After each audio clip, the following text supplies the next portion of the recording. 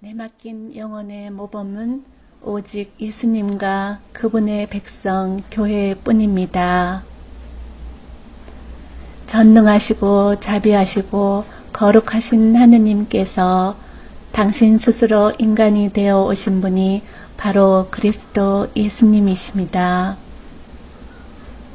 죄로 멀어졌던 당신의 피조물, 당신의 또 다른 모습인 인간을 당신의 사랑에 다시 결합시키러 오신 분이 바로 그리스도 예수님이십니다.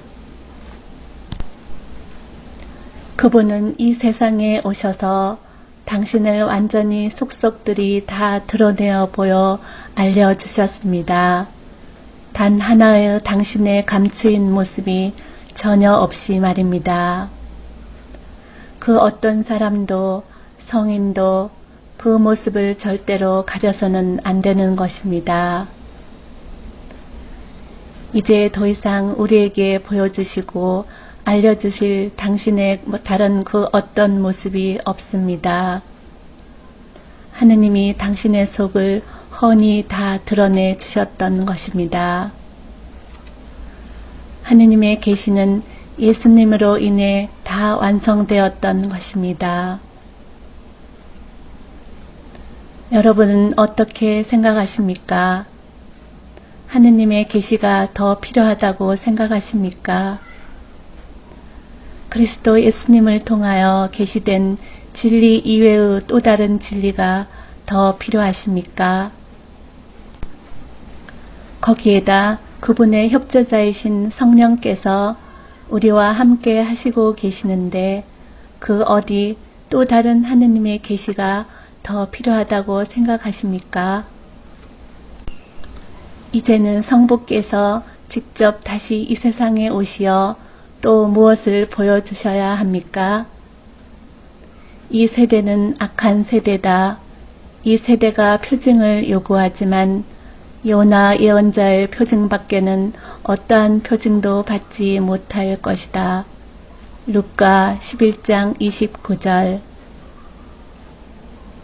이 세상에 그 어떤 인간이 그토록 아무리 거룩히 살아가고 있다 하더라도 거룩함의 근원이신 예수님이 이미 보여주신 그 진리 이외에 그 어떤 다른 진리도 다시 보여주거나 알려줄 수는 없는 것입니다. 진리 이외의 인간을 통해 보여주는 그 어떤 현상은 아무리 그 현상이 진실이라 하여도 그저 하나의 현상일 뿐, 현상은 하느님의 깃털일 뿐입니다. 진리가 몸통입니다. 몸통이 그리스도 예수님이십니다. 나는 길이요 진리요 생명이다. 요한 14장 6절.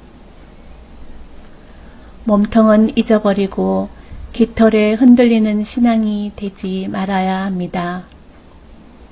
몸통 브루스를 때려야 합니다. 내맡긴 영혼에게 있어서의 모범은 오직 예수님이십니다. 그리고 그분이 직접 뽑으신 하느님의 백성의 무리, 즉 교회입니다. 예수님이 이 세상에 오셔서 보여주신 하느님의 본 모습 이외에 다른 어떤 것에서도 위안을 찾거나 모범을 삼아서도 안 되겠습니다.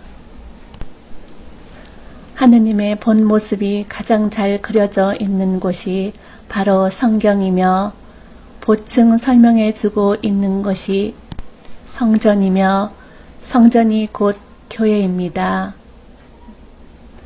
성경과 성전은 몸통에 대한 기록입니다. 그 외에 다른 모든 것들은 깃털에 관한 기록입니다.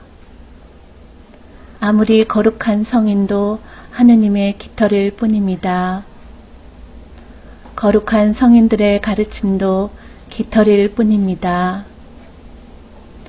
성인도 하느님의 깃털일 뿐인데 성인도 아닌 한 인간에게 일어나는 그 어떤 현상은 과연 어떠한 것입니까?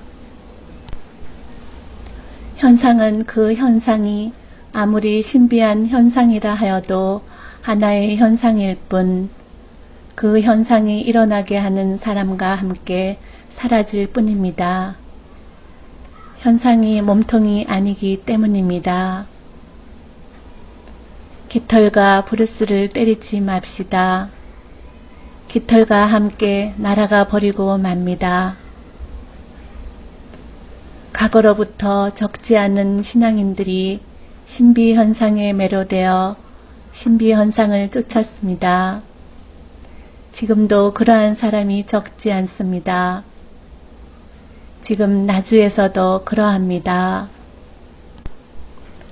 나주에서 일어나는 신비현상이 신앙인을 이끌어서는 안 되는 것입니다.